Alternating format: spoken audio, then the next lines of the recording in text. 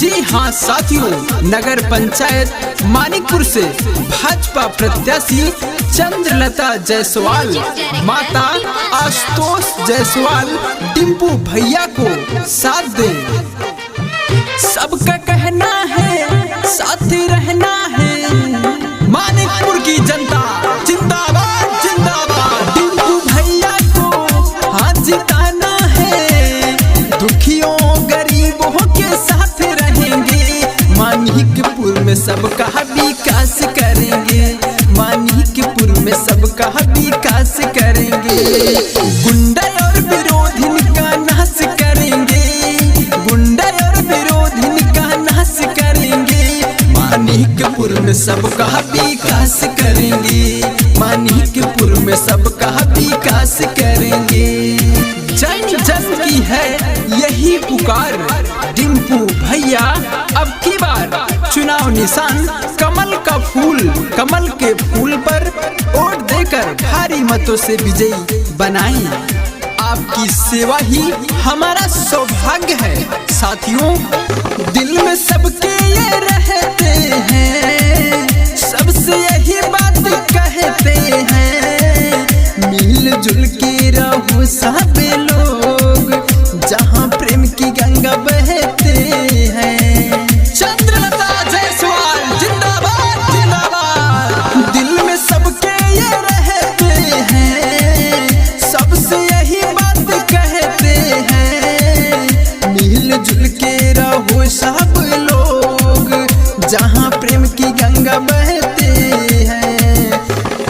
भ्रष्टा बेईमानी को साफ करेंगे, भ्रष्टा बेईमानी को साफ करेंगे, मानिकपुर में सबका विकास करेंगे, मानिकपुर में सबका विकास करेंगे।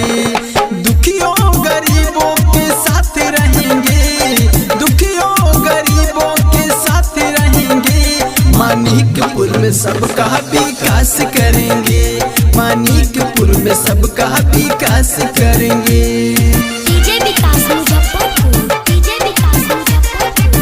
जात पात की तोड़ दीवारें सबको गले लगाएंगे, मानवता क्या होती है हम दुनिया को दिखाएंगे।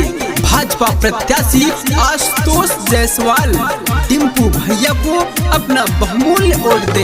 गली गली मोहल्ला में सब लोगों ने ठाना है, अब की डिम्पू भैया को चेयरमैन बनाना है। आशुतोष जायसवाल जिंदाबाद जिंदाबाद। गली गली मोहल्ला में सब लोगों ने ठाना है, अब की आशुतोष डिम्पू भैया को चेयरमैन बनाना है। संदीप पारदीप सब साथ रहेंगे, संदीप पारदीप सब साथ रहेंगे, मानिकपुर में सबका विकास करेंगे, मानिकपुर में सबका विकास करेंगे। दुखियों गरीबों के साथ रहेंगे, दुखियों गरीबों के साथ रहेंगे, मानिकपुर में सबका विकास करेंगे, मानिकपुर में सबका विकास करेंगे।